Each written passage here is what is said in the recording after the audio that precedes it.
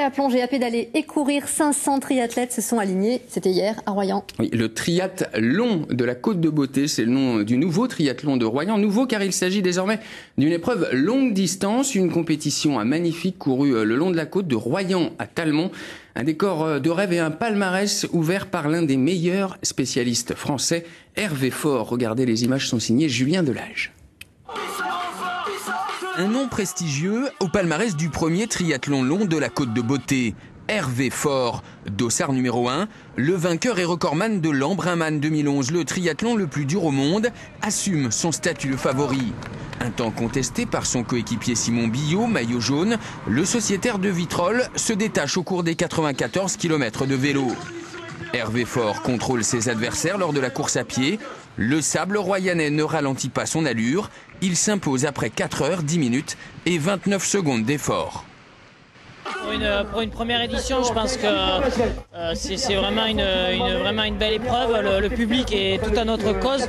Donc je pense que voilà, pour une première édition, c'est vraiment une magnifique épreuve. Et je pense que, même j'en suis sûr, ça va faire que grandir au fur et à mesure des années.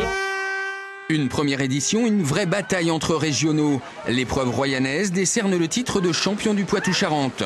Le premier à s'illustrer, c'est Boris Dessenois. Le licencié de Parthenay s'offre le luxe de sortir en tête des 1900 mètres de natation devant Hervé Faure. Mais pour le deuxième triathlon longue distance de sa carrière, il ne parvient pas à maintenir la cadence à vélo et en course à pied. J'étais là pour engranger de l'expérience, pour me battre. J'ai tout donné, j'ai pris des risques parce qu'il faut prendre des risques dans la vie. Donc voilà, il faudra en tirer les leçons et puis continuer à travailler pour les années futures. Le champion régional, c'est celui qui profite le moins du décor entre Pontaillac et Royan, le plus rapide en course à pied. Le Cognacet Trevor Delso, le champion du monde amateur 2010, parcourt le semi-marathon à plus de 16 km/h de moyenne. De quoi rattraper sa mauvaise course à vélo. En vélo, vraiment galère.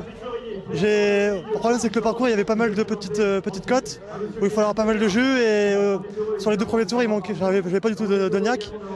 Donc j'ai pris le mal en patience et au dernier tour, ça commençait à aller mieux. Du coup, je me suis dit pourquoi pas faire peut-être une bonne course à pied et bon, c'est ce qui s'est passé. À l'heure des massages des concurrents masculins, la première féminine en termine en 5 heures, 9 minutes et 20 secondes. La Rochelaise Émilie Bompet s'empare du titre de championne régionale.